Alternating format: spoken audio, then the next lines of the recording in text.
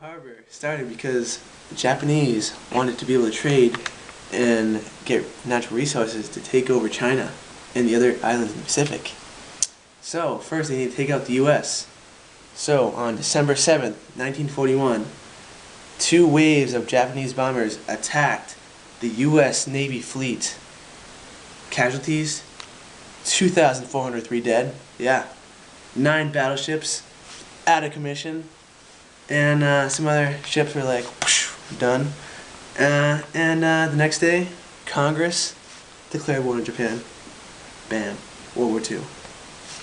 Explosions. So, you want to know the causes of Pearl Harbor? I think you do.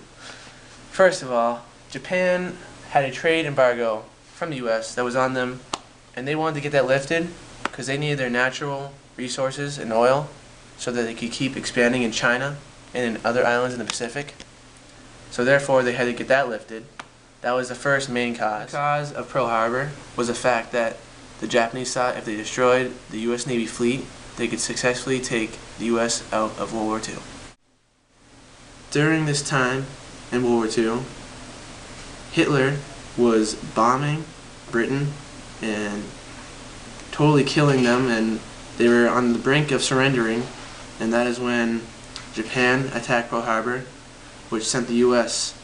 into the side of the Allies, making the war a much more difficult, painful, and deadly war. Some Axis war objective facts. The Axis powers in World War II were Japan, Germany, and Italy. Japan was the one who attacked Pearl Harbor. A victory for Japan would mean that they would have opened up the whole Pacific coast. Also, if Japan did take and destroy all of Hawaii, the United States wouldn't have been able to fight back towards Japan as fast as they did. Japan would have disabled the American Navy. Japan failed to hit the storage tanks of oil, and they traveled back to Japan because they were nervous about their own ships being destroyed. Hypothetically, let's say the U.S. had won in the Battle of Pearl Harbor. There are many effects that would happen.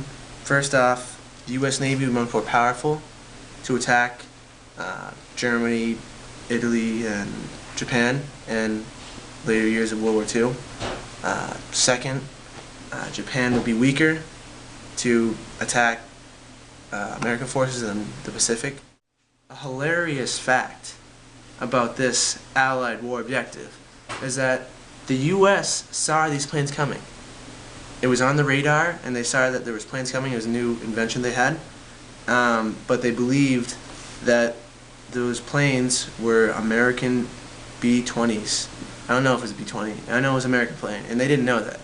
And they were like, yeah, whatever, let them in. Guess what? Attack Pearl Harbor. Again, I will say, 4,000 casualties. 4,000.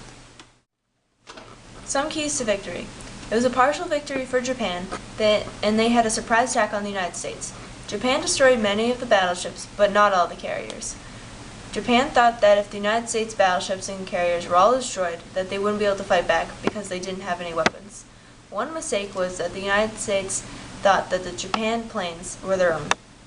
Japan sent negotiators over to meet with the United States officials while the bombing was happening.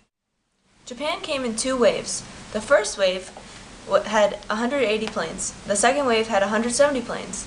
Both waves attacked Wheeler Field, Hickam Field, Kineo, Bellows Field, and Pearl Harbor. But the first wave added one place. It was called Iwo. As a result of the Japanese attack on Pearl Harbor, there were 8 main U.S. Navy battleships that were either destroyed or heavily damaged.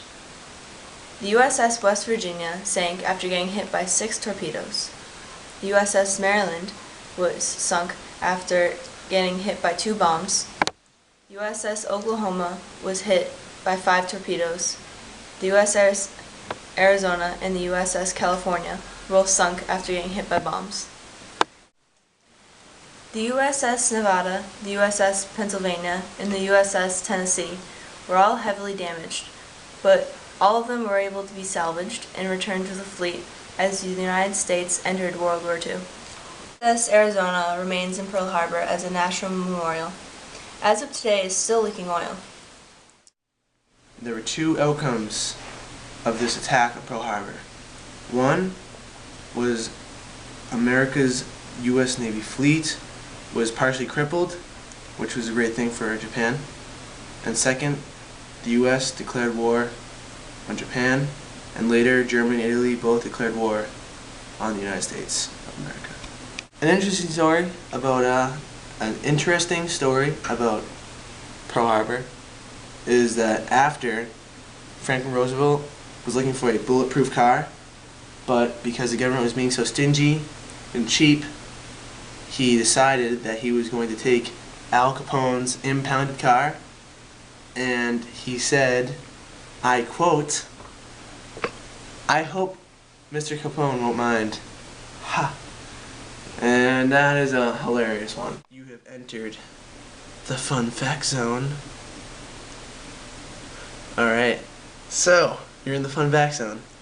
Did you know that there is a crazy conspiracy going on that the U.S. took out the regular ships out of Pearl Harbor and they brought in some old crappy ones because they knew about the attack beforehand, and they hid their good ships somewhere else, and it was a very strategic move in the part of the U.S. Navy. Some more fun facts. During the bombing of Pearl Harbor, about 350 aircrafts were destroyed or damaged. Before the Japanese took off for Pearl Harbor, they assembled at Tekin Bay and Kuril Islands, and they departed on November 26, 1941. The Japanese fleet arrived at Pearl Harbor on December 7, 1941. Hawaii and Japan are approximately 4,000 miles apart. So at the end of Pearl Harbor, Japan has gotten a partial victory. They did successfully attack Hawaii, but they didn't get all the natural resources they needed. And America fought back as a result of their surprise attack. After the attack on Pearl Harbor, 68 civilians died, 55 Japanese died, and 1,178 personnel of the United States Army and Navy were killed. Many people died in the first 15 minutes of the attack.